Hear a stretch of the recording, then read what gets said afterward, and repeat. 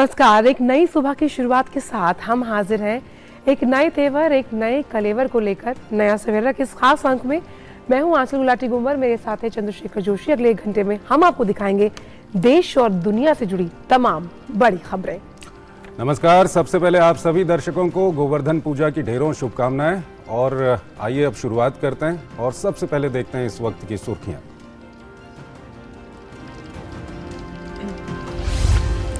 गुजरात के गांधीनगर में नशीले पदार्थों की तस्करी और राष्ट्रीय सुरक्षा एवं जब्त ड्रग्स के विनाश पर होगी क्षेत्रीय बैठक। केंद्रीय गृह एवं सहकारिता मंत्री अमित शाह बैठक की करेंगे अध्यक्षता।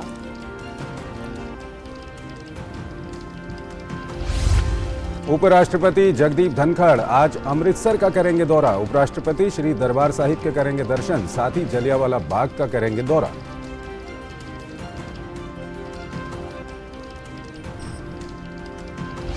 मल्लिकार्जुन खड़गे आज संभालेंगे कांग्रेस अध्यक्ष पद की कमान। सोनिया गांधी, राहुल गांधी समेत पार्टी के तमाम नेता रहेंगे मौजूद।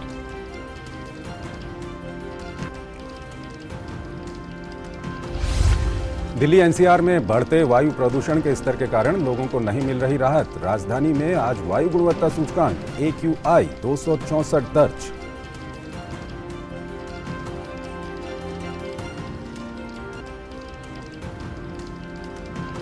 अंतर्राष्ट्रीय खबरों में ऋषि सुनक बने ब्रिटेन के 57वें प्रधानमंत्री। किंग चार्ल्स ने सरकार गठित करने का दिया न्योता। आर्थिक स्थिरता और सरकार में विश्वास बहाली को बताया प्रमुख एजेंडा।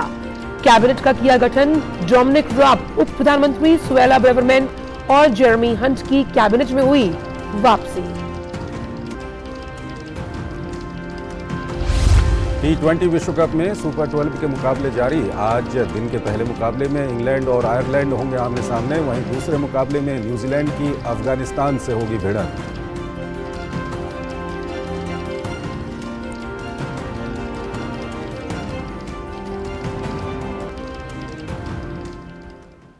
और आइए अब खबरों को विस्तार से देखते हैं। बिल्कुल, और रुक करते हैं सबसे पहली खबर का। केंद्रीय गृह एवं सहकारिता मंत्री अमित शाह गुजरात के दौरे पर हैं। अमित शाह आज गांधीनगर में नशीले पदार्थों की तस्करी और राष्ट्रीय सुरक्षा एवं जब्त ड्रग्स के विनाश पर क्षेत्रीय बैठक की अध्यक्षता करेंगे। इससे पहले केंद्रीय गृह मंत्री अमित शाह ने गुजरात स्थित सोमनाथ मंदिर का दौरा कर वहां पूजा अर्चना की।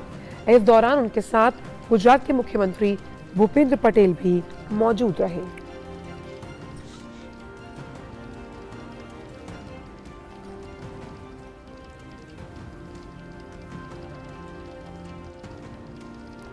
अगली खबर की ओर आपको लिए चलते हैं। उपराष्ट्रपति जगदीप धनखड़ आज पंजाब स्थित अमृतसर के 1 दिवसीय दौरे पर रहेंगे। उपराष्ट्रपति बनने के बाद जगदीप धनखड़ का पंजाब का ये पहला दौरा है। उपराष्ट्रपति दोपहर 12 बजे के करीब श्री गुरु रामदास हवाई अड्डा पहुंचेंगे। श्री हरमिंदर साहिब में माथा टेकेंगे। उसके बाद जलियांवाला में देश के शहीदों को श्रद्धा सुमन अर्पित करेंगे। उपराष्ट्रपति जगदीप धनखड़ का श्री दुर्गियाना मंदिर जाने का भी कार्यक्रम है। श्री दुर्गियाना मंदिर से उपराष्ट्रपति श्री राम तीरथ जाएंगे। उपराष्ट्रपति के दौरे को देखते हुए अमृतसर जिला प्रशासन ने सुरक्षा के कड़े प्रबंध किए हैं। विभिन्न स्थानों पर अतिरिक्त संख्या में पुलिस को तैनात किया गया है।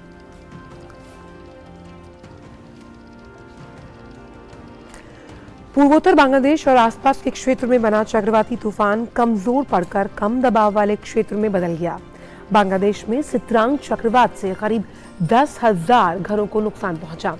बांग्लादेश सरकार ने तूफान से प्रभावित करीब 10 लाख लोगों को सुरक्षित स्थानों पर पहुंचाया। तटवर्ती क्षेत्रों से टकराने के बाद तूफान की गति में बड़ी तेजी से कमी आई। चक्रवात के कारण 6,000 हेक्टेयर फसल को नुकसान पहुंचा। वहीं चक्रवात सित्रांग के कारण बिजली की व्यवस्था अस्त व्यस्त है। चक्रवात प्रभावित क्षेत्रों में बिजली बहाली की कोशिश की जा रही है। वहीं चक्रवात सित्रांग का भारत में असर दिखने लगा। असम के गुवाहाटी में बारिश के बाद सड़कों पर जल भराव हुआ।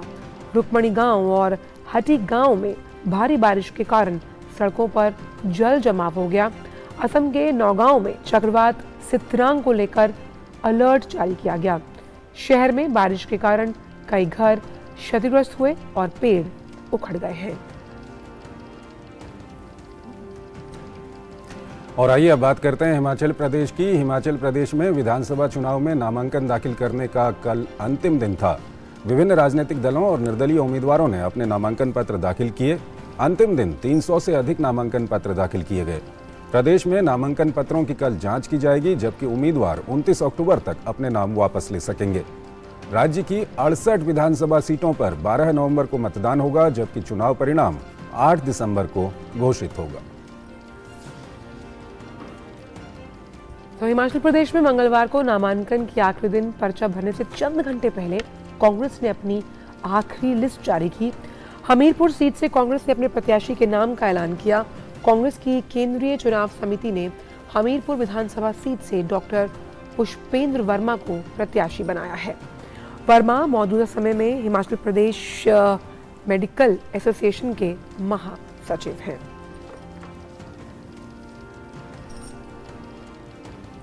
और आपको बता दें कि हिमाचल प्रदेश विधानसभा चुनाव में सत्ताधारी भारतीय जनता पार्टी के चुनाव प्रचार की कमान मुख्यमंत्री जयराम ठाकुर ने संभाली। ठाकुर ने राज्य की 3 विधानसभा क्षेत्रों में पार्टी प्रत्याशियों के नामांकन कार्यक्रम में भाग लेने के साथ ही जनसभाओं को भी संबोधित किया।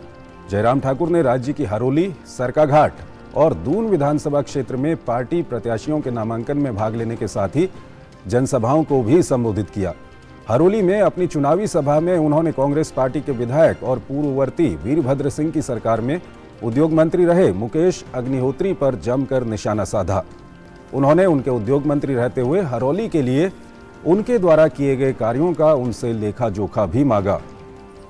उन्होंने लोकसभा चुनाव के दौरान भाजपा के पक्ष में वोट किए जाने पर हरोली के मतदाताओं का धन्यवाद करते हुए विधानसभा में पार्टी के प्रत्याशी राम कुमार को वोट देने की अपील की। और हिमाचल प्रदेश में ही विधानसभा चुनाव की सरगर्मियों के बीच भाजपा ने कांग्रेस के 2 बड़े चेहरों को पार्टी में शामिल किया। शाहपुर से पूर्व विधायक रहे मेजर विजय सिंह मनकोटिया ने बिलासपुर में जेपी नड्डा की मौजूदगी में भाजपा का दामन थाम लिया। वहीं गगवेट से पूर्व विधायक एवं कांग्रेस के वरिष्ठ नेता राकेश कालिया भी भाजपा में शामिल हुए हैं। चुनाव से पहले भाजपा का ये बड़ा दांव है। मेजर विजय सिंह मनकोटिया शाहपुर से कई बार चुनाव लड़ चुके हैं। बीते चुनावों में वे लगातार 3 बार भाजपा प्रत्याशी रहे। सरवीन चौधरी से हारे हैं। इस बार उन्होंने भाजपा का ही दामन थाम लिया। भाजपा अध्यक्ष जगत प्रकाश नड्डा ने कांगड़ा जिले के शाहपुर विधानसभा हलके से नेता मेजर विजय सिंह मनकोटिया को भाजपा में शामिल करवाया। इस मौके पर हाल ही में कांग्रेस से भाजपा में आए हर्ष महाजन मौजूद रहे। मेजर विजय सिंह मनकोटिया लंबे समय से क्षेत्र के मुद्दों को लेकर राजनीति कर रहे हैं। मंगलवार को हर्ष महाजन के साथ वे नड्डा निवास विजयपुर पहुंचे और उन्होंने भाजपा में शामिल होने का निर्णय लिया। और इसी बड़ी खबर पर हमारे साथ हमारे संवाददाता शैलेंद्र मिश्र जुड़ रहे हैं। शैलेंद्र, ने देखा था कि कल आखिरी दिन था नामांकन का पर्चा भरने का, और ये जो एक कल्ट है आया राम गया राम, ये लगातार जब चुनाव आते हैं हम देखते हैं। कितना अहम दाव मानते हैं आप भाजपा का, इन दोनों नेताओं का जो कि पहले कांग्रेस में थे, अब उन्होंने भाजपा का दामन थामा है? आजकल देखिए, आमतौर पर चुनाव में देखने को मिलता है कि जब चुनाव का ऐलान होता है उससे ठीक पहले एक दल से दूसरे दल में लोग जाते हैं। लेकिन हिमाचल में आप देखें तो ये एक तरफा हम देख रहे हैं, कम से कम दलों में शामिल होने के मामले को लेकर। जब दूसरे दलों से जो लोग हैं वो बीजेपी में आ रहे हैं। हम जानते हैं कि हिमाचल में चुनाव के ऐलान से काफी पहले आप देखें कि आम आदमी पार्टी जो हिमाचल में खड़े होने की कोशिश कर रही थी, उसके प्रदेश अध्यक्ष, उसके तमाम प्रदेश कार्यकारिणी के बड़े नेता वो बीजेपी में शामिल हो गए थे। और उसके बाद आम आदमी पार्टी को अपनी कार्यकारिणी जो हिमाचल की थी उसे भंग करनी पड़ी थी। तो यानी आम आदमी पार्टी को हिमाचल में खड़े होने पर एक तगड़ा झटका लगा था। अब हम देख रहे हैं चुनाव के ऐलान के बाद, उससे पहले भी देखा कांग्रेस के नेता, कई नेताओं का रुख बीजेपी की तरफ था। अब जेपी नड्डा की मौजूदगी में विजय मनकोटिया शामिल हुए, एक और नेता शामिल हुए। तो ये एक संकेत बीजेपी को लगता है कि हिमाचल में इस बार रिवाज बदलेगा, यानी सरकार की, बीजेपी सरकार की वापसी होगी। यही वजह है कि तमाम इस नेता वो बीजेपी की तरफ आ रहे हैं, ये बीजेपी का कहना है। दूसरी बात यह है कि निश्चित तौर पर जब चुनाव का ऐलान होता है तब हम देखते हैं कि नेता अपने अपने लिए संभावनाएं तलाशते हैं।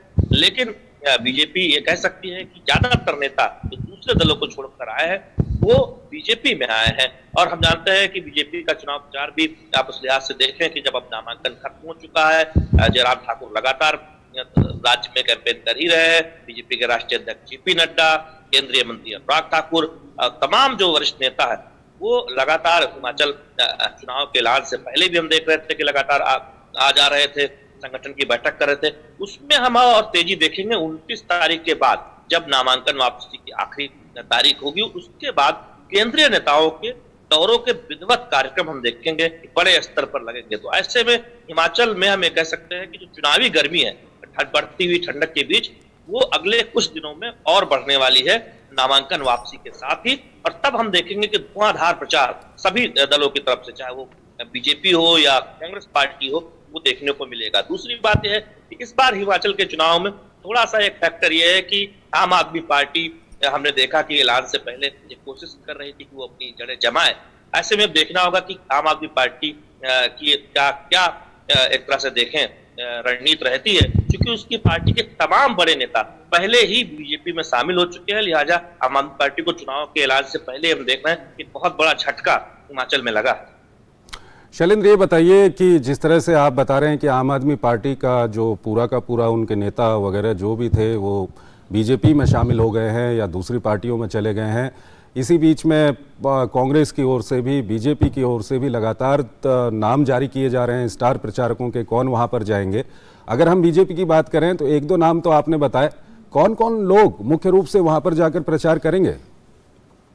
देखिए, निश्चित तौर पर बीजेपी की स्टार प्रचारकों के लिस्ट में हम जानते हैं कि जो पहला नाम होता है वो सब जानते हैं, प्रधानमंत्री नरेंद्र मोदी सबसे बड़े स्टार प्रचारक होते हैं जब किसी भी राज्य में विधानसभा चुनाव होता है। बीजेपी के राष्ट्रीय अध्यक्ष जेपी नड्डा गुजरात और हम जानते हैं कि हिमाचल से ही वो आते हैं।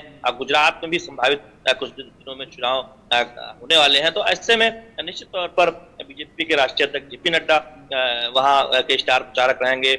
साथ ही साथ केंद्रीय मंत्री अनुराग सिंह ठाकुर, जयराम ठाकुर वहां के जो निवर्तमान मुख्यमंत्री हैं, इसके साथ ही साथ जो प्रभारी हैं उनकी भी देखिए स्टार प्रचारकों की सूची में उनका नाम डाला गया है। तमाम जो केंद्रीय नेता हैं वो जाएंगे, स्मृति ईरानी जाएंगी, अविनाश राय खन्ना और जो तमाम प्रभारी हैं, चुनाव प्रभारी सौदान सिंह, वो तो लगातार संगठन की बैठक ले ही रहे हैं। निश्चित तौर पर एक लंबी चौड़ी सूची भी आई है बीजेपी की तरफ से, क्योंकि हम जानते हैं कि चुनाव आयोग को एक सूची उपलब्ध करानी होती है राजनीतिक दलों की तरफ से कि कौन कौन से स्टार प्रचारक चुनाव प्रचार करने जाएंगे। तो उसमें हम देख रहे हैं कि केंद्रीय नेतृत्व से तमाम बड़े नाम और साथ ही साथ जो राज्य के जो बड़े चेहरे हैं उनका नाम बीजेपी। ठीक है शैलेंद्र, एक सवाल और आपसे जानना चाहेंगे, क्योंकि आप काफी नजदीक से जो राजनीतिक गतिविधियां हैं उनको देखते रहे हैं, पूर्व में जो चुनाव हुए हैं उनको भी आप काफी नजदीक से देखते हैं। अभी तक ये रहा है, जो हमने देखा है उसमें ये देखा है कि वो राज्य सरकारें जहां पर बीजेपी की सरकारें थी, वो चाहे हम उत्तराखंड की बात करें, उत्तर प्रदेश की बात करें या दूसरे राज्यों की बात करें, वो वापस आई, क्योंकि जो डबल इंजन का मुद्दा है वो काफी हावी था वहां पर। हिमाचल प्रदेश की अगर हम बात करें तो यहाँ पर डबल इंजन का मुद्दा किस तरह से वहां पर लिया जा रहा है, क्या कुछ कहेंगे आप?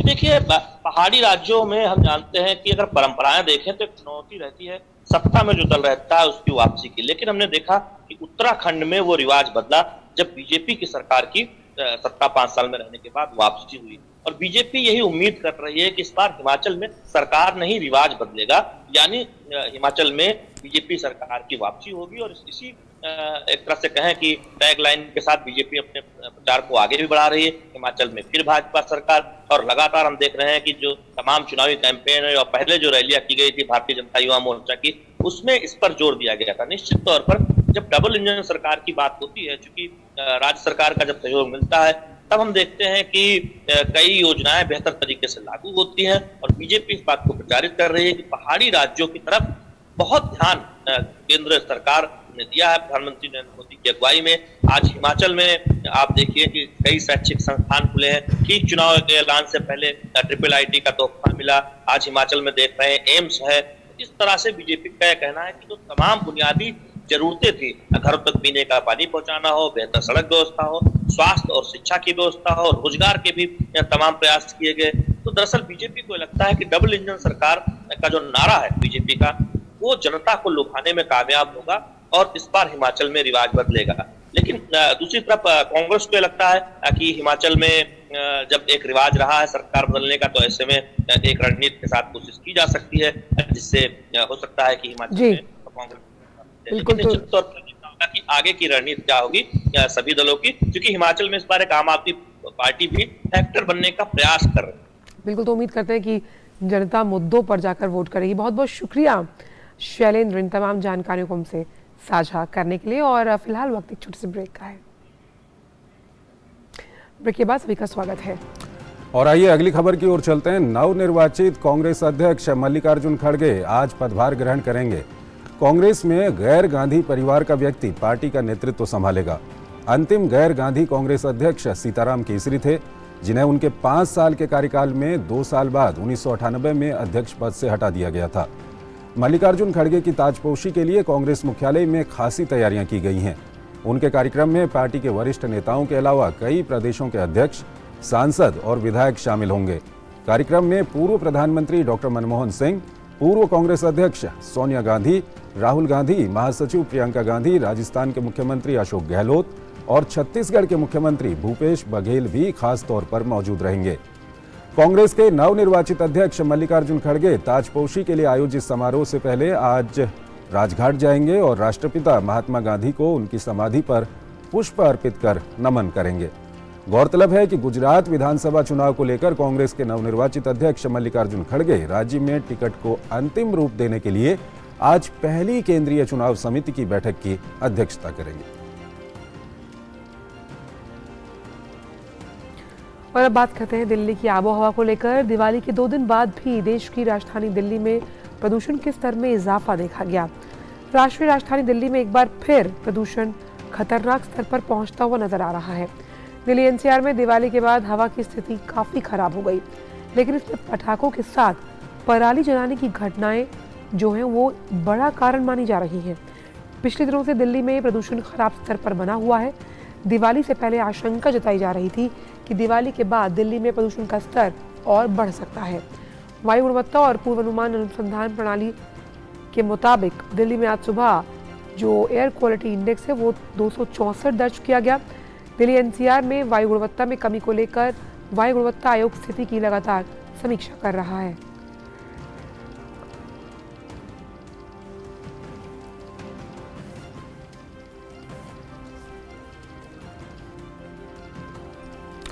तो दिल्ली एनसीआर में दीपावली के बाद हवा की स्थिति काफ़ी खराब हो गई है, लेकिन इसमें पटाखों के साथ ही पराली जलाने की घटनाएं बड़ा कारण रही हैं।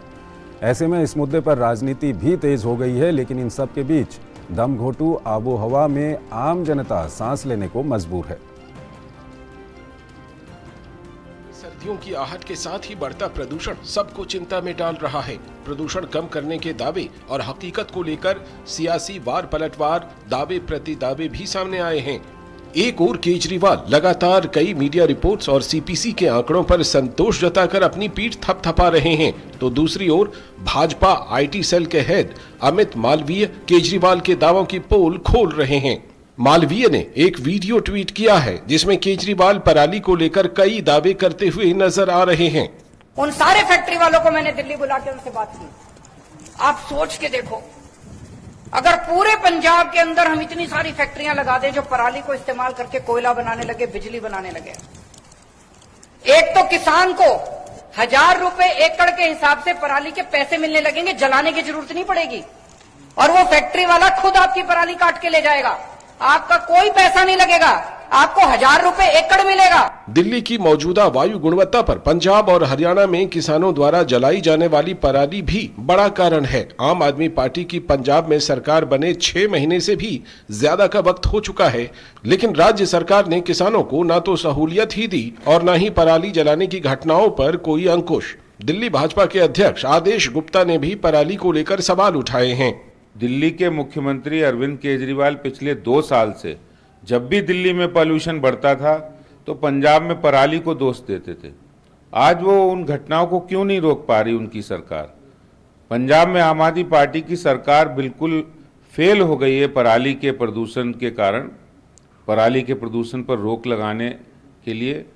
और यही कारण है कि पूरे उत्तर भारत में, चाहे वो हरियाणा हो, दिल्ली हो, एनसीआर हो, वहाँ जो एयर क्वालिटी इंडेक्स बढ़ा है, जिस तरह से PM10 और PM 2.5 बढ़ा है, उसका कारण पराली, पंजाब में पराली जलना है। पंजाब में पिछले 10 दिनों में पराली जलाने की घटनाएं लगभग 6 से 7 गुना बढ़ी है और दिवाली के दिन पर 1000 से ज्यादा घटनाएं सामने आई हैं पराली जलाने की, जिससे कि केवल दिल्ली ही नहीं पूरे उत्तर भारत में प्रदूषण फैला है। परंतु सवाल यह बनता है कि केजरीवाल जी की पंजाब की सरकार ने, आम आदमी पार्टी की सरकार ने वहां पर क्या कार्रवाई की है? क्या उन्होंने पराली खरीद ली? क्या उन्होंने बायोडिकम्पोजर छिड़क लिया या नहीं छिड़क पाए क्योंकि वो असफल है?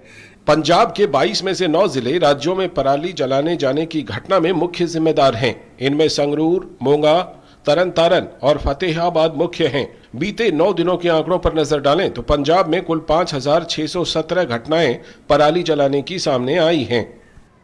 दीपावली की अगली सुबह हवा की गुणवत्ता दिल्ली में औसतन 323 दर्ज की गई। ये बेहद गंभीर श्रेणी का माना जाता है, जबकि दीपावली की सुबह ये 298 मापा गया था। ऐसे में भाजपा नेता केजरीवाल पर हमला कर ये भी कह रहे हैं कि दीपावली पर हुई आतिशबाजी ही प्रदूषण का कारण नहीं है, इसलिए केजरीवाल दीपावली पर ठीकरा फोड़ अपनी जिम्मेदारी से ना बचें। केजरीवाल वायु गुणवत्ता में सुधार वाले भ्रामक ट्वीट न करें और पराली जलाने वाली घटनाओं को खत्म करने की ओर गंभीरता से प्रयास करें। वहीं केंद्र सरकार फसल अवशेष प्रबंधन पर केंद्रीय योजना के तहत पहले से ही पंजाब, हरियाणा, उत्तर प्रदेश और राष्ट्रीय राजधानी क्षेत्र दिल्ली को पराली जलाने के कारण दिल्ली राष्ट्रीय राजधानी क्षेत्र में वायु प्रदूषण से निपटने के लिए वित्तीय सहायता प्रदान कर रही है। चालू वर्ष के दौरान केंद्र द्वारा अब तक 601.53 करोड़ रुपए पहले ही जारी किए जा चुके हैं। साथ ही पिछले 4 साल में दी गई राशि में से भी करीब 900 करोड़ रुपए राज्यों के पास उपलब्ध हैं। वायु गुणवत्ता स्वास्थ्य से जुड़ा मामला है, ऐसे में सरकारों को सियासत छोड़ गंभीर प्रयास करने चाहिए। चंद्रशेखर के साथ ब्यूरो रिपोर्ट, DD न्यूज। और इसी बड़ी खबर पर हमारे साथ हमारे संवाददाता OP यादव जुड़े हुए हैं। OP, जिस वायु गुणवत्ता सूचकांक का जिक्र हम कर रहे हैं, जो आपके मेरे सभी के लिए बहुत अहम है, जो दावे दिल्ली सरकार कर रही है वो सही मायनों में ठीक सामने नहीं आ रहा है और कहीं ना कहीं ये आंकड़े बता रहे हैं कि जहरीली हवा सूंघने के लिए मजबूर है दिल्ली वाले। जी, दिल्ली NCR में एक और जहां गुलाबी सर्दी की दस्तक हो रही है, वहीं दीपावली के बाद प्रदूषण की वजह से आम जन हुआ उनको परेशानी का सामना करना पड़ा है। हालांकि ये प्रदूषण की शुरुआत अभी नहीं हुई है, ये पिछले 1 महीने से चल रहा है, जब से पंजाब में पराली जलाने की घटनाएं शुरू हुई है। पहले 1 हफ्ते में तकरीबन 10-15 पराली की घटनाएं होती, फिर धीरे धीरे 45 पे आई और पिछले अगर 10 दिन की बात करें तकरीबन 1000 ऐसी घटनाएं पंजाब में अकेले देखने को मिली है, जब पराली जलाने की तेजी से इजाफा उसमें हुआ और किसानों ने इस घटना के करने के बाद इसका असर दिल्ली और NCR में देखने को मिला है। हालांकि पराली जलाने की घटनाओं को लेकर पंजाब की सरकार ने कई लंबे दावे किए थे। वहां पे किसानों को 1000 प्रति एकड़ के हिसाब से मुआवजा देने की बात, और जो फसल के अवशेष थे धान की पराली या इसको जलाने के लिए डिकम्पोजर लगाने की बात थी या एथेनॉल बनाने की, लेकिन ये सारे दावे सिर्फ हवाई रह गए और यही वजह रही कि सरकार ने जो दावे किए थे दिल्ली सरकार ने, वो दावे फेल हो गए और पंजाब सरकार ने जो बातें कही थी वो फेल हो गई और उसका असर सीधा दिल्ली की जनता को अब भुगतना पड़ रहा है। इसके अलावा पंजाब सरकार के साथ साथ दिल्ली सरकार ने घोषणा की थी कि इस बार हम दिवाली पटाखे नहीं जलाने देंगे और कई तरह की योजना बनाकर चलेंगे। केजरीवाल ने PUS नीति बनाई थी जिसमें तकरीबन 280 लोगों को सरकारी खजाने से पैसा देने के अलावा उनको इस तैयारी में लगाया था, लेकिन ये सब दावे धरे रह गए और प्रदूषण के जो मापदंड थे वो काफी नीचे गिर चुके। और यही वजह रहा कि अगर वायु प्रदूषण नियंत्रण कंट्रोल बोर्ड की बात करें, जो AGI इंडेक्स था आज का ही अगर आप देखो तो 264 है और ये शनिवार को 259 था। तो आप देख सकते हैं शनिवार रविवार के बीच भी इसमें जितना तेजी से इजाफा हुआ, न केवल ये पटाखे और जो आतिशबाजी की वजह से हुआ, बल्कि वाहनों की आवाजाही बढ़ने के साथ साथ जो मुख्य कारण रहा वो पराली का रहा। और इसकी जो परेशानी है इससे बिल्कुल OP, आप जो बता रहे हैं ये आंकड़े हम भी लगातार AQI का क्या आंकड़ा है ये सब दे रहे हैं, और आंकड़ों के अलावा भी जो लोग दिल्ली में रहते हैं, आज सवेरे हम ऑफिस पहुंचे हैं, कई सारे लोग ऑफिस में आए हैं सवेरे, उनकी तबीयत सही नहीं है। लेकिन सवाल ये उठता है कि दिल्ली में अरविंद केजरीवाल की सरकार है, पंजाब में अरविंद केजरीवाल की सरकार है। अभी हम एक रिपोर्ट भी दिखा रहे थे, उसमें राजनीतिक दल आरोप प्रत्यारोप कर रहे हैं। राजनीतिक दल क्या कह रहे हैं वो अलग चीज़ है, लेकिन यहाँ पे एक चीज़ बहुत साफ है कि केंद्र सरकार की ओर से 600 करोड़ रुपया दिया जाता है कि आप पराली ना जलाइए, उसको दूसरी तरह से आप उसका उपयोग कीजिए। हमने एक वीडियो भी दिखाया अरविंद केजरीवाल का, जो अभी दिल्ली के मुख्यमंत्री हैं, पंजाब में भी उनकी सरकार है, कुछ सालों पहले का वो वीडियो है, बीजेपी की ओर से वो वीडियो ट्वीट किया गया था, वो वीडियो भी हम दिखा रहे हैं। हालांकि वो राजनीतिक आरोप लगा रहे हैं, लेकिन उस वीडियो में बहुत बड़ी सच्चाई है कि वो जो कह रहे हैं, और आज की डेट में केंद्र सरकार की ओर से 600 करोड़ रुपया भी दिया जा रहा है, वो कह रहे हैं कि हम ऐसी समस्या होने ही नहीं देंगे, पंजाब में ये करेंगे वो करेंगे, लेकिन कर क्या रहे हैं वो तो सबके सामने है। ये क्या कहेंगे आप इस पर, क्योंकि दिल्ली वालों की जान को खतरा बना हुआ है और वो कंट्रोल हो सकता है लेकिन हो नहीं पा रहा है। जी, पराली की घटनाओं को रोकने के लिए केंद्र सरकार ने काफी पहले से इसके लिए प्रबंधन किए थे। सरकार ने जो पराली यानी जो फसलों के अवशेष है, धान या गेहूं का पुआल है, उसको जलाने के बजाय उसका सदुपयोग कैसे किया जाए, वेस्ट को वेल्थ में तब्दील कैसे किया जाए, इसको लेकर सरकार ने पहले एथेनॉल बनाने के लिए 8% जो पेट्रोल में एथेनॉल मिलाने की बाध्यता को लागू किया था। और उसके जो मानक है उसके अनुसार जो जिले हैं, जैसे पंजाब के तकरीबन 22 जिले हैं, जिनमें से मुख्य 9 जिले जहां ये घटनाएं ज्यादा होती, वहां पर बायोडिकम्पोजर प्लांट भी अभी पिछले महीने केंद्रीय मंत्री गए और हरदीप पुरी ने उसका उद्घाटन भी किया। तो निश्चित तौर पर सरकार ने अपने प्रयास लगातार जारी रखे, लेकिन अब जो राज्य सरकार है उनके जो जिम्मेदारी बनती है उसको उसने कहीं कहीं पूरा करने में नाकामी दिखाई है, क्योंकि राज्य सरकार ने दावे लंबे लंबे किए थे कि 1000 रुपए प्रति एकड़ के हिसाब से पराली का वेस्ट है जो उसको सरकार लेगी, उसके बाद उसका डिकम्पोस्ट करके खाद बनाई जाएगी और तमाम तरह की बातें की, लेकिन ये सब दावे केवल बातों में रह गए। जबकि केंद्र सरकार की बात करें तो पिछले जो पहले का जो बजट है वो ही तकरीबन 900 करोड़ रुपए का है, जिसको अभी तक राज्यों ने उपयोग नहीं किया और न उसको लेकर किसी तरह की योजना और कार्य नीति बनाई। लेकिन इस बार भी अगर तकरीबन 600 करोड़ से अधिक का वित्तीय धन केंद्र सरकार ने इस मामले में उपलब्ध कराया, लेकिन जो जिम्मेदारी बनती है, कृषि का विषय राज्यों का विषय है और इससे संबंधित जो कार्य करने होते हैं वो राज्य को करने होते हैं। ये तो साफ सी बात है ओपी की, कहीं ना कहीं वैकल्पिक व्यवस्था तो उपलब्ध करवानी ही होगी, जिसका दावा लगातार अरविंद केजरीवाल करवा रहे हैं और लगातार उनको कई कदम उठाने होंगे इस वायु गुणवत्ता सूचकांक को और बेहतर बनाने के लिए। बहुत बहुत शुक्रिया ओपी इन तमाम जानकारियों को हमसे साझा करने के लिए। तो हम उम्मीद करते हैं कि जो दिल्ली सरकार है वो इस तरफ ध्यान देगी और कदम उठाएगी। और अब रुक करते अगली खबर का, जो कि हावड़ा से आ रही है। तो हावड़ा के मधुसूदन पॉल लेन में देर रात एक प्लास्टिक के गोदाम में आग लग गई। दमकल की 5 गाड़ियां मौके पर सूचना मिलते ही पहुंची, जिससे एक बड़ा हादसा टल गया। आग पर काबू पा लिया गया है। हालांकि ये अभी पता नहीं चल पाया कि आग लगी कैसे। दमकल के समय पर पहुंचने पर सभी को सुरक्षित बचा लिया गया। किसी के हताहत होने की सूचना नहीं है। हालांकि आग लगने का कारण अभी स्पष्ट नहीं। मामले की जांच के लिए पुलिस मौके पर पहुंच गई है। तो ये जो आग लगी है, अच्छी बात है कि अभी किसी के हताहत होने की सूचना नहीं मिली है और हावड़ा के प्लास्टिक गोदाम में आग लगी हुई है। एक छोटा सा ब्रेक लेते हैं यहाँ पर। आरबीआई कहता है जानकार बनिए, सतर्क रहिए। बिल्कुल सही कह रहे हैं। और आइए अब देखते हैं दुनिया भर से कुछ खास खबरें।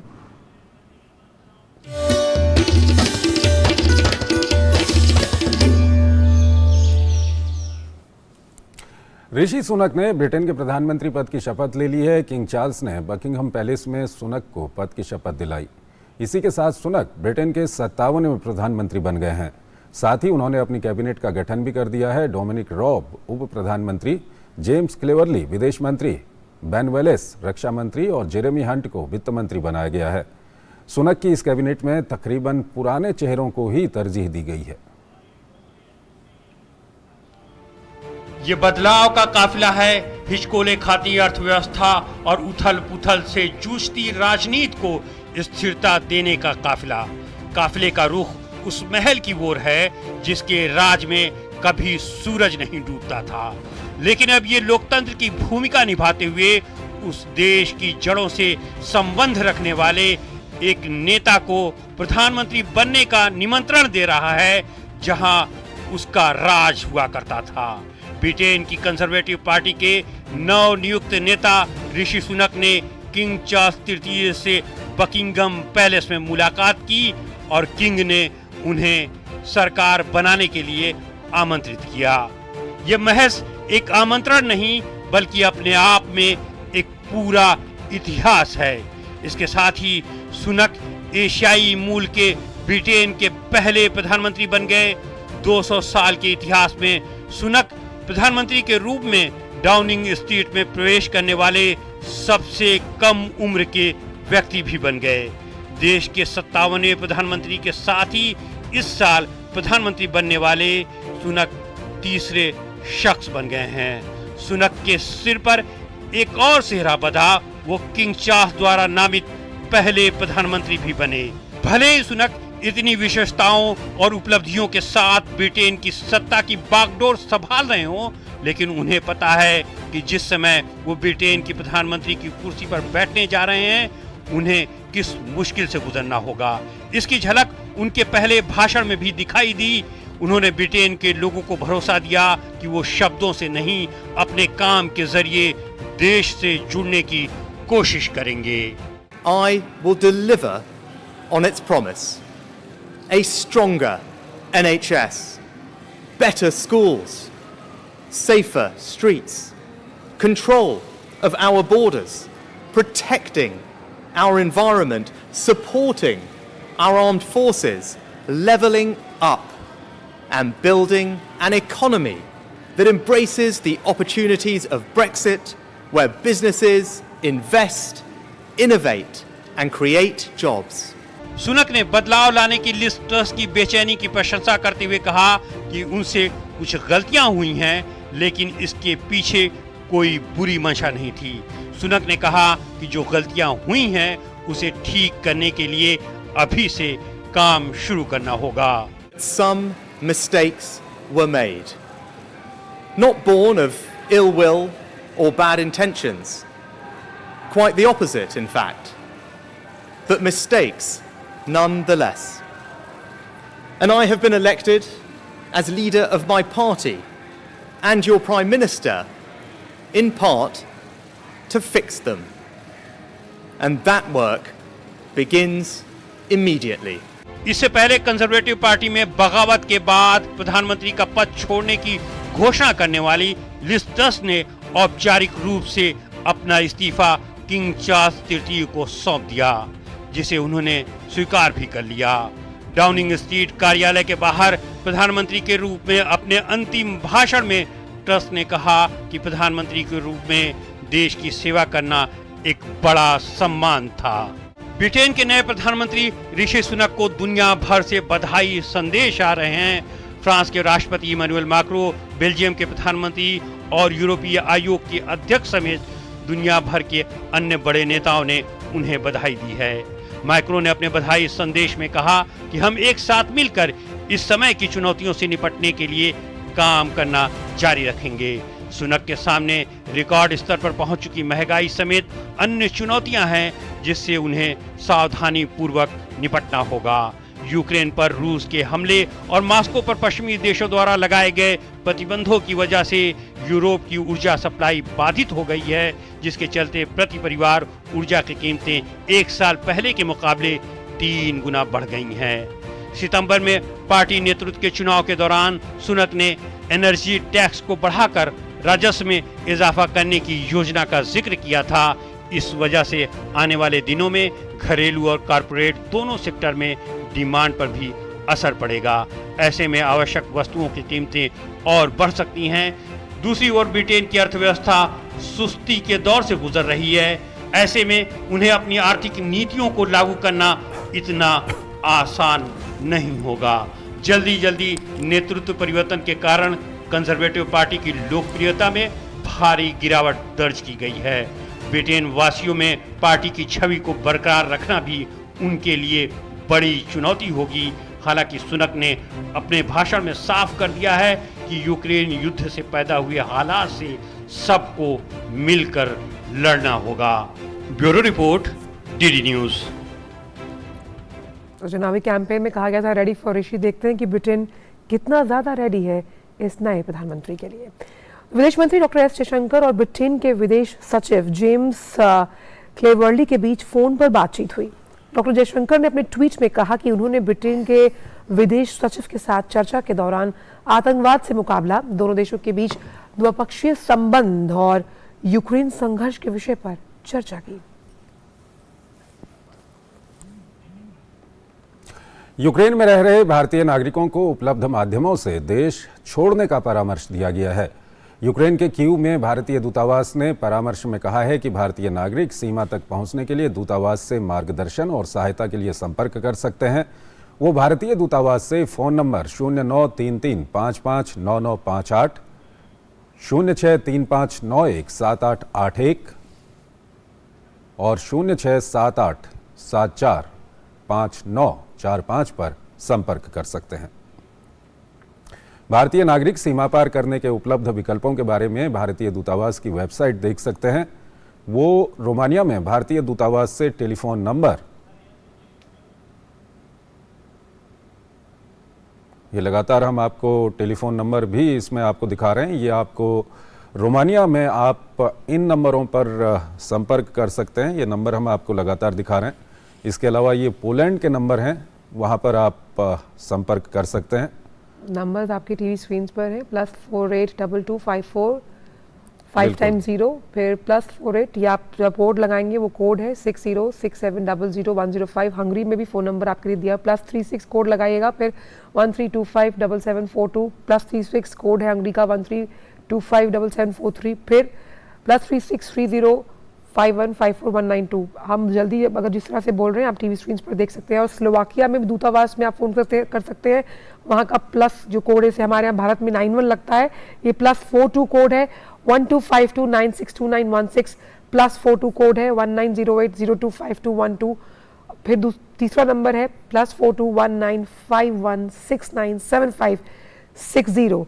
और यूक्रेन से बाहर निकलने के लिए अगर आप संपर्क करना चाहते हैं तो तमाम देशों के लिए ये नंबर्स वहाँ भारतीय दूतावास से जारी किए हैं। कुछ भारतीय नागरिक कीव में भारतीय दूतावास से जारी पहले परामर्श के बाद ही यूक्रेन से निकल चुके हैं। तो यूक्रेन के निप्रो में एक पेट्रोल पंप पर रूस के मिसाइल हमले के बाद भीषण आग लग गई। यूक्रेनी राष्ट्रपति कार्यालय के उप प्रमुख द्वारा साझा किए गए एक वीडियो फुटेज में मार्शला स्ट्रीट पर पेट्रोल पंप पर आग लगती हुई दिखाई दे रही है। रूस और यूक्रेन के बीच युद्ध एक बार फिर तेज हो गया और कई शहरों में इसी तरह के भीषण मिसाइल हमले देखे जा रहे हैं।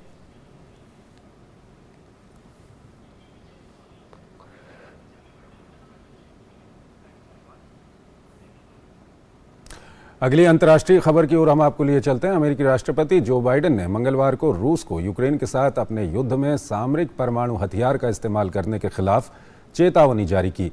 बाइडेन ने कहा कि अगर रूस यूक्रेन के खिलाफ सामरिक परमाणु हथियार का इस्तेमाल करता है तो ये अविश्वसनीय रूप से गंभीर गलती होगी। डर्टी बम के इस्तेमाल का आरोप लगाते हुए मंगलवार को संयुक्त राष्ट्र सुरक्षा परिषद में मामला उठाया गया। मॉस्को ने संयुक्त राष्ट्र को आरोपों का विवरण देते हुए एक पत्र भेजा और रूस ने सुरक्षा परिषद के साथ बैठक में इस मुद्दे को उठाया। हालांकि पश्चिमी देशों ने रूस के आरोपों को झूठे बहाने का रूप देकर खारिज कर दिया।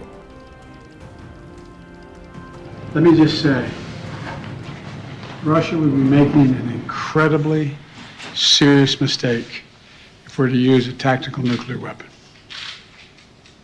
I'm not guaranteeing you that it's a false flag operation yet. We don't know. But it would be a serious mistake. खबर वेनेजुएला से, जहां की राजधानी काराकास में भारी बारिश के कारण भूस्खलन की घटनाएं सामने आ रही हैं। राजधानी काराकास में भूस्खलन से कम 12 घर क्षतिग्रस्त हो गए। वहीं भूस्खलन से प्रभावित सैकड़ों लोगों को सुरक्षित स्थानों पर पहुंचाया गया। वेनेजुएला की सरकार ने देश के विभिन्न क्षेत्रों में राहत और बचाव कर्मी तैनात किए हैं, जो तेज बारिश और भूस्खलन की घटनाओं पर नजर बनाए हुए हैं। इसके साथ ही राजधानी में राहत और बचाव अभियान भी जारी।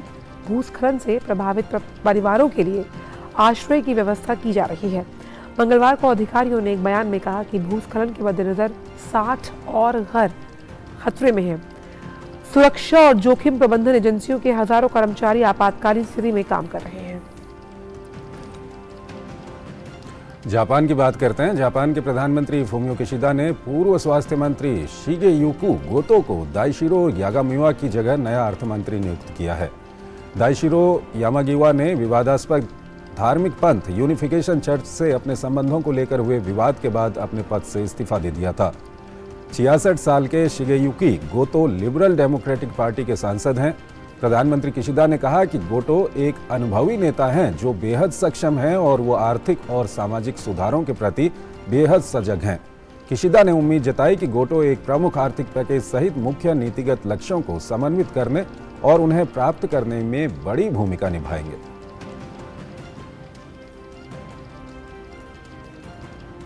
तो अंतर्राष्ट्रीय खबरों के बाद आइए अब रुक करते हैं खबरों का जो कि कारोबार जगत से जुड़ी हुई है।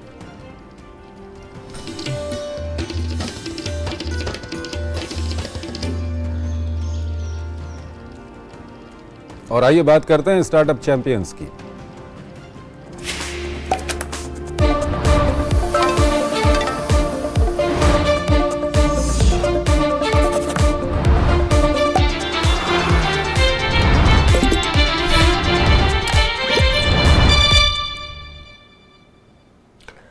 और पुराने वक्त से ही कृषि भारतीय अर्थव्यवस्था का मुख्य आधार रहा है। करीब 70% भारतीय परिवार अभी भी कृषि पर निर्भर है और एक क्षेत्र देश के कुल सकल घरेलू उत्पाद यानी जीडीपी में 17 से 18% का योगदान देता है। मिलिए हमारे startup golden yield private limited से, जिसका मकसद किसानों की कृषि और बागवानी से जुड़ी समस्याओं के लिए अनुसंधान आधारित समाधान प्रदान करने, उनकी सामाजिक और आर्थिक स्थिति में सुधार करना है और इसके लिए इसे नेशनल स्टार्टअप अवार्ड से भी अलंकृत किया जा चुका है। देखिए ये खास रिपोर्ट। भारत में एग्रीटेक स्टार्टअप्स के लिए काफी संभावनाएं हैं। जलवायु परिवर्तन, पानी की कमी, कीमतों में बढ़ोतरी और कई अन्य समस्याओं से लड़ रहे देश के किसानों के लिए एग्रीटेक स्टार्टअप एक बड़ी उम्मीद बनकर उभरे हैं। गोल्डन यील्ड प्राइवेट लिमिटेड भी एक एग्रीटेक स्टार्टअप है जो अपने अनुसंधान के जरिए कृषि लागत में कमी लाने और फसल उत्पादन में सुधार को लेकर काम कर रहा है।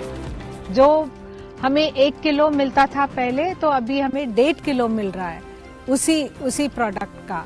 फूल भी जो हमें जितने मिलते थे अभी उसके 1.5 गुना ज्यादा मिल रहे हैं। किसान भी पहले थोड़ा डरते थे कि हम यूज करें कि नहीं, तो हमने भी कॉन्फ्रेंसेस की, उनको साथ में बुलाया, उनको बैठ के समझाया सब कुछ। पार्ट ऑफ द फील्ड में हम बोलते थे कि इधर यूज करो, ट्राई करो, और साइंटिस्ट भी आते थे और उनको भी बताते थे कि कब क्या डालना है, कैसे डालना है। गोल्डन यील्ड किसानों को खेती में शुरू से अंत तक सभी सुविधाएं मुहैया कराने के साथ साथ फसल कटाई से पहले इस्तेमाल होने वाले उत्पाद बेचकर मुनाफा कमाता है। स्टार्टअप अनुबंध खेती के जरिए भी आय करता है। साथ ही किसानों और उपभोक्ताओं, किसानों और टमाटर प्रसंस्करण कंपनियों के बीच संबंध भी स्थापित करता है। कंपनी ने फॉर्मुलेशन विकसित किए हैं जो केल्विन साइकिल और फोटोसिंथेसिस में फोटो फास्फोराइलेशन प्रतिक्रिया को बढ़ावा देता है। इसके परिणाम स्वरूप कृषि उपज में 65% की बढ़ोतरी करने के साथ पौधों में फोटोसिंथेसिस की क्षमता को भी बढ़ा सकते हैं। गोल्डन यील्ड कार्बन कैप्चरिंग को बढ़ाने के तरीकों पर भी काम कर रही है। मैजिक रूट जो प्रोडक्ट है वो रूट एंड रूट हेयर को बड़ा करने के लिए और फंक्शनिंग ज्यादा करने के लिए काम करता है। और रूबिस्क हॉग जो है वो केल्विन साइकिल जो एंजाइम है, किण्विक कहते हैं हम लोग, सो उसका एफिशिएंसी बढ़ाने के लिए बहुत काम करता है। और फोटोनमैक्स जो है फोटो फास्फोराइलेशन का काम करने का, एफिशिएंट काम करने के लिए मदद करता है। सो इसलिए वो फोटोसिंथेसिस बढ़ता है क्रॉप प्लांट्स में, and it's universal. You can apply this to any crop so that you can get better yield, better quality and farmers can get a premium price. पिछले 5 साल में कर्नाटक, तमिलनाडु, गुजरात और दूसरे कई राज्यों के करीब 500 किसानों ने कंपनी द्वारा बनाए गए विभिन्न उत्पादों के माध्यम से लाभ उठाया है, जिसमें 700 एकड़ से अधिक कृषि भूमि शामिल है। गोल्डन यील्ड ने न केवल एग्रीटेक सेक्टर में अपनी जगह बनाई है, बल्कि हजारों किसानों को उम्मीद भी दी है। तपस भट्टाचार्य की रिपोर्ट, टीडी न्यूज। और गोल्डन यील्ड के बारे में और अधिक अगर आप जानना चाहते हैं तो आप देखिए हमारा खास कार्यक्रम स्टार्टअप चैंपियंस 2 शनिवार रात 9 बजे डीडी न्यूज़ पर, रात 10 बजे डीडी इंडिया पर और रविवार दोपहर 12 बजे डीडी नेशनल। बिल्कुल देखना ना भूलेगा। और अब आपको दिखाते हैं खबरें स्पोर्ट्स ट्रैक से।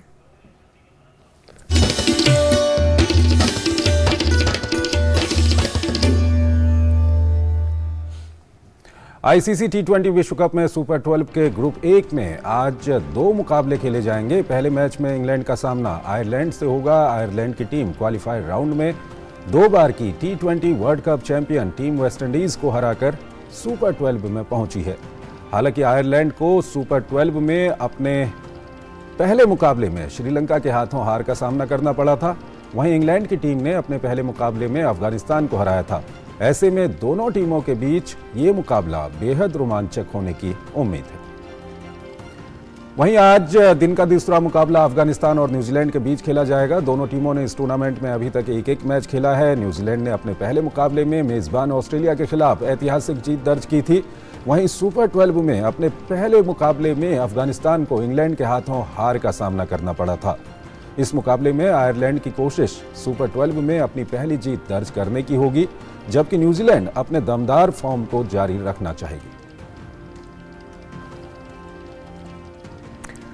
और अब बात सभ्यता और संस्कृति के विविध रंगों को समेटे सेगमेंट हेरिटेज वॉक की।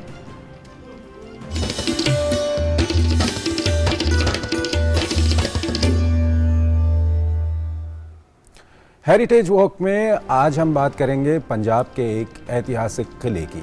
इस किले का नाम है किला मुबारक। भटिंडा शहर के बीचों बीच स्थित ये किला सदियों पुराना है। देखिए, ये है पंजाब के भटिंडा शहर में मौजूद किला मुबारक। किला मुबारक को देश का सबसे पुराना किला माना जाता है, जो सैकड़ों सालों बाद आज भी शान से खड़ा है। इस किले का निर्माण राजा डाब ने करवाया था। किला मुबारक एक नाव के आकार का किला है, जो रेत के बीच खड़े एक जहाज की तरह दिखता है। इस किले में कुषाण काल की ईंटें भी पाई गई हैं। इसे ईंटों से बना सबसे पुराना और ऊंचा किला माना जाता है। यह किला करीब 14 एकड़ में फैला हुआ है। किला मुबारक इस बात के लिए बेहद प्रसिद्ध है कि साल 1239 में महिला शासक रजिया सुल्तान को उनके ही गवर्नर अल्तुनिया ने इस किले में बंदी बना लिया था। इसी वजह से इस किले को रजिया सुल्तान किला भी कहा जाता है। इसके अलावा इसको भटिंडा किला, गोविंद घर, बकराम घर नामों से भी जाना जाता है। किले के अंदर एक गुरुद्वारा भी है, जिसे पटियाला के महाराजा करम सिंह ने बनवाया था। सिखों के गुरु नानक देव और गुरु तेग बहादुर भी इस किले में आ चुके हैं।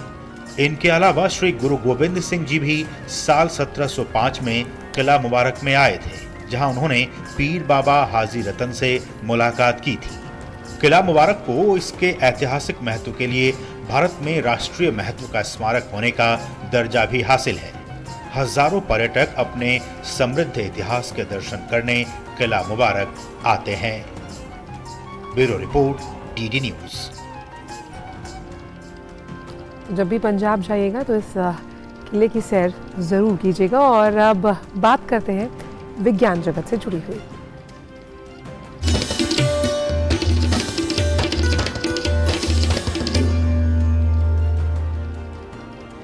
साइंस हब में आइए आपको लिए चलते हैं नॉर्वे की राजधानी ओस्लो। प्रदूषण और जलवायु परिवर्तन से निपटने के लिए ओस्लो शहर पूरे पब्लिक ट्रांसपोर्ट को इलेक्ट्रिक आधारित ट्रांसपोर्ट में बदल रहा है। इसके लिए ओस्लो ने साल 2023 के अंत तक का लक्ष्य रखा हुआ है।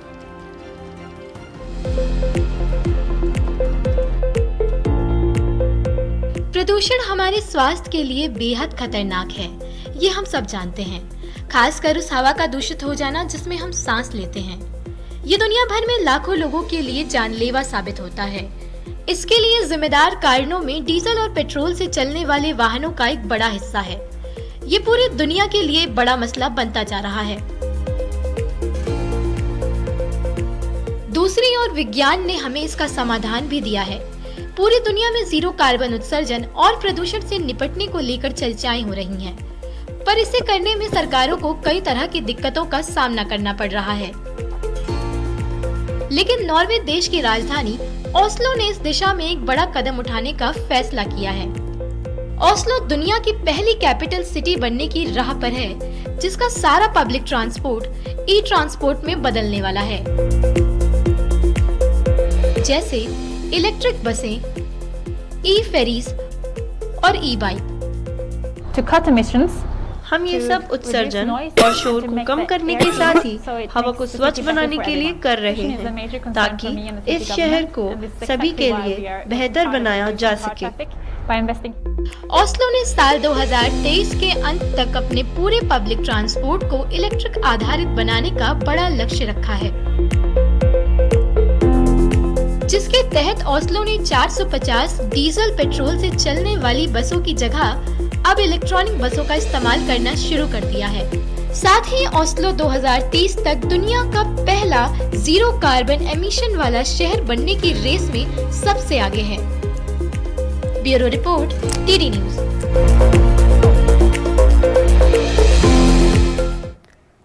तो प्रदूषण से बचने के लिए कुछ इसी तरह का प्रयोग यहाँ भी किया जाना चाहिए। सॉरी, कोई बात, प्रदूषण का असर यहाँ भी दिख रहा है स्टूडियो। बिल्कुल। तो आइए रुक करते हैं अब कुछ खबरों का जो कि सिनेमा जगत से जुड़ी हुई हैं।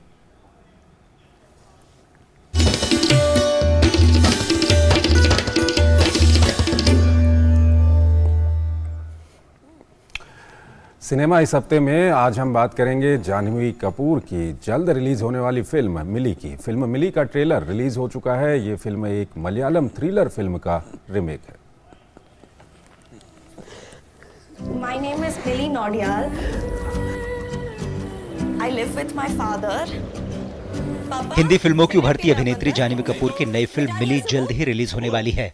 हाल ही में फिल्म का ट्रेलर रिलीज हुआ। जाह्नवी कपूर इस फिल्म में मुख्य भूमिका निभा रही हैं। ट्रेलर में जाह्नवी कपूर -डिग्री तापमान में मौत और जिंदगी के बीच जंग लड़ती नजर आ रही हैं।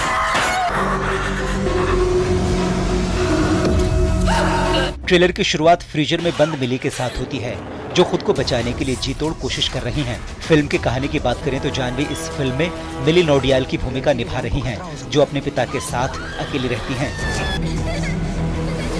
मिली का एक ही सपना है कि वो विदेश जाकर नौकरी कर सके, जिसे पूरा करने के लिए वो विदेश जाने की पूरी तैयारी कर लेती है।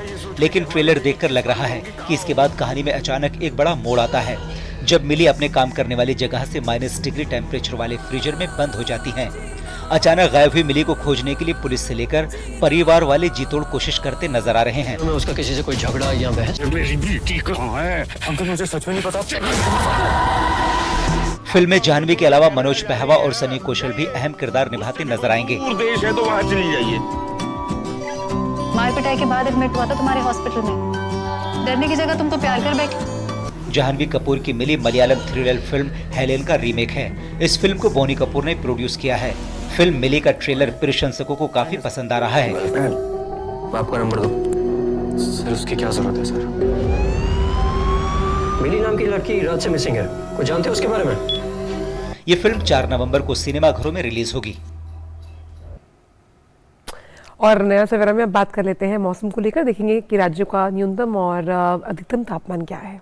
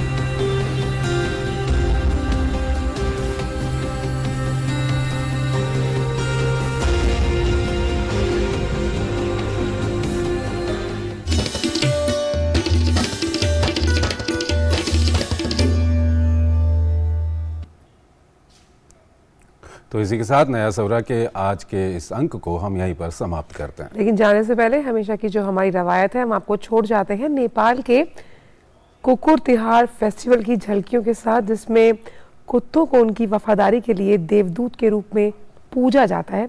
देखिए इन झलकियों को, हमें दीजिए इजाजत। नमस्कार।